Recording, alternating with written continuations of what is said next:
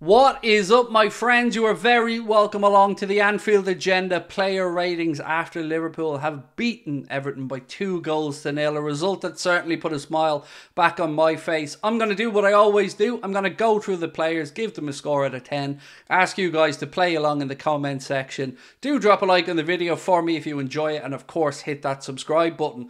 All of our matchday content here on Anfield Agenda is proudly brought to you with thanks to our friends at Circl, the football sweepstakes game where the winner is decided by events that happen live on the pitch and every moment counts. If you want to join us for future Circles, you can scan the QR code in the top right hand corner of the screen, or you can use the link in the description. If you're a UK resident, age 18 plus, you are eligible to come play along with us. It is a gambling product, so we urge you to gamble responsibly. And if you would like to get yourself £5 in free bets, simply use the referral code ANFIELDAGENDA when you deposit and place your first £5 in bets, and that will get you £5 in bets from our friends at Circl to use on whatever circle you like, right? And again, tonight we had 6 winners, and I love seeing people win money, especially when Liverpool are winning. So congratulations to all of our winners.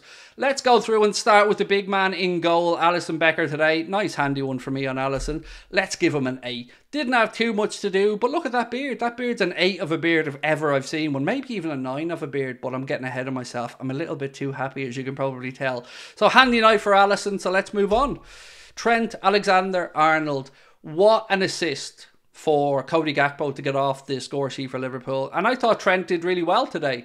Some of his crossing at times was a little bit off, but I'm really nitpicking here. The intensity levels were back from Trent. He was getting up and down the pitch, cutting inside really well, spraying balls across. No complaints from me for Trent today. Give him a nice handy 7. And look, I think 7's fair, because I'm not going to say he was pitch perfect. There was a couple of bits and pieces I wasn't happy about, but ultimately I thought he dealt with everything Everton threw at us today, and I thought he dealt with it very well. We move on to Joe Gomez. I think you'll agree with me in saying he was the better of our 2 centre-backs today, or maybe you don't agree with me, I don't know. I felt more nervy around Joel Matip, and it could have been that swing and a miss that he had, but I thought Joe did well today. I thought he showed good recovery pace at times. I think he looked more calm and reassured, and as I said, for me, the better of our 2 centre-backs. So with that in mind, to be fair to Joe, I'm going to give him an 8, because we kept a clean sheet, so why not give Joe an 8? I probably should have done the same for Alisson, but let's just give Joe an 8 and move on. Joel Matip. I'm concerned. I'm not going to lie to you. But I'm also a bit reassured, because we've heard this week that most likely Joel Matip is going to be moved on in the summer. We've seen 15 million quid mentioned as the fee Liverpool could look for him, and he has 1 year left on his deal at the end of the season. That performance is a performance for me again of somebody who's lacking in confidence. He's making mistakes that you wouldn't normally associate with Joel Matip, and I don't know why, but it worried me. So it's great that Van Dijk is back on the bench now, and we'll hopefully have him on the pitch soon. But I'm not going to lie, I'm still a little bit concerned about Joel Matip. So I don't want to be too harsh. I'm going to give Joel a 6 today. He needs to be better. He knows he can be better. Andy Robertson, and whatever happens, whatever score I give him, he's getting an extra one for the point. He's getting an extra point for the yellow card at the end of the game, because that is prime Robbo. That's the reason why I love the man. Obviously his footballing ability is top notch, but just to see him standing there and laugh in the face of Jordan Pickford, it was absolutely perfect from Robbo. And I thought he put in a good performance. The only thing that let him down was some of his deliveries. Again, I don't think they were great, but he worked his backside off, and he was like a man possessed today. That was Robbo at his brilliant Energizer Bunny best. I was so happy with his performance today. Gonna give him an 8, same as Joe Gomez. Now we move on to El Capitan. Jordan Henderson has come in for a bit of criticism from myself and many others. And look, Jordan will know that his performances haven't been the greatest since he's come back from the World Cup, and he has been deservedly left out of the team at times. But tonight, he was better, much better from Jordan, and shame that was offside in the first half, because his finish was quite tasty into the top corner. But I thought that was brilliant from Hendo today, full of energy, and giving us some impetus in midfield to actually get forward. Stefan BAJCETIC, I'm sure, will benefit from having Henderson alongside him, but I thought Hendo was really good today. So for a captain, I'm going to give him a nice solid 7, and hopefully he can keep up this level of performance. Moving on to this young man. Sky Sports named him their man of the match. Our Anfield Agenda audience named him their man of the match, and I'm going to name him my man of the match. For 200 grand, at 17 when he signed, or maybe he was younger when he signed, but he came in from Celta Vigo. His father, I believe, played there with Thiago at one point. Thiago's father, excuse me, when he was obviously younger. And you can see that he comes from a good grounding, Stefan BAJCETIC. He doesn't seem fazed by anything out there on the pitch. And you're not going to get much more physically demanding or intense games than a Merseyside derby under the lights, with Everton in the relegation zone and Liverpool not being in great form. He just doesn't seem fazed by any of it. He just keeps showing more and more maturity and class as the performances go by. I don't want to put too much pressure on his young shoulders, but he could have just saved this football club 40, 50 million quid on having to go out and bring in a midfielder. Yes, we still need other midfielders, but I'm talking about a defensively minded midfielder. He looks legit. And Stefan, for me today, 9, and a very, very well-deserved 9. Moving on to Fabinho. I spoke to you guys about Matip a few moments ago and I said I'm still not convinced. Ditto for this man. Again today in the first half, he was almost booked in the first minute.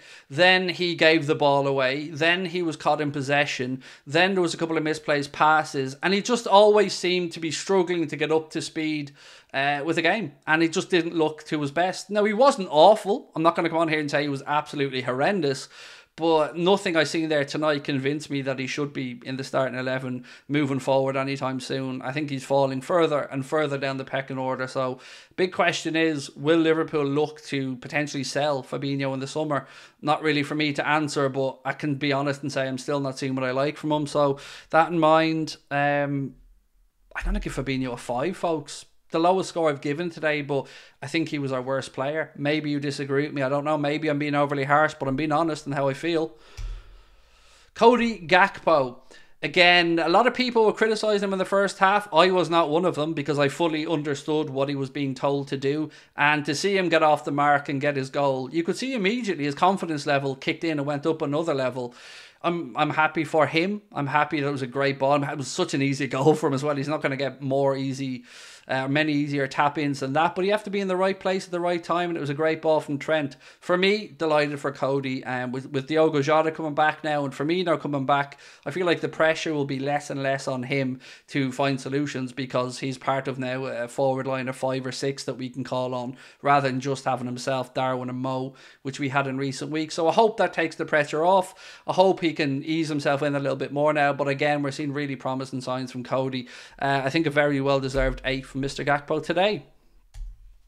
Mohamed Salah.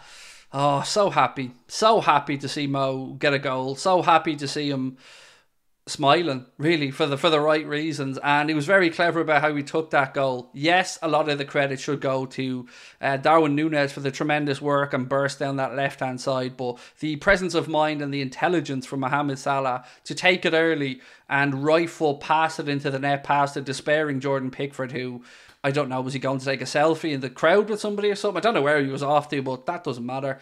Mohamed Salah scored it, had a couple of other attempts that were saved as well. And maybe, hopefully, this is just another injection of confidence for Mo. I believe that's his first goal in the league since the 26th of December, if I'm not mistaken. But either way, great to get Mo back up and running again, and hopefully this inspires more confidence. So for Mo, we're going to give Mo an A. Let's give Mo an A. Darwin Nunes, I love him. I love him. I love him. Everything about him. Yes, he will miss some chances, but you know what he won't do? He won't let his head drop. He won't hide. He won't stop running. He won't stop fighting. He won't stop putting in the hard yards for the team. And I love him. As I said at the start, I love him, I love him, I love him. So for me, look, he was unlucky. And that he had one attempt today that, you know, maybe should have, in my opinion, went at the near post, but he tried to start it wide and curl it back in. It didn't work for him, but his assist for Mohamed Salah was as good as a goal for me. Tremendous strength down that left-hand side, and the timing of the pass to Mo was exquisite. So well done, Darwin. And again, for me today, I'm going to give Darwin an 8. Moving on to Diogo Jota, you can see his footballing intelligence. It's there. It's as plain as the nose in your face. He is so intelligent as a football player, and he understands what to do in Klopp's system. Great to have him back, and I'm sure he's going to be involved in some big moments for us between now and the end of the season. Hopefully one of those is against Newcastle on Saturday or against Real Madrid in the Champions League. But as hard as it is to gauge a performance coming off the bench, let's give him a solid 7 for Diogo. He's better than Figo, don't you know? Bobby Firmino. Look, I'm even smiling just looking at him. I mean, it's Bobby. He's amazing. Si, senor. And again, you can see his footballing intelligence when he was on there. It's just great to have options back.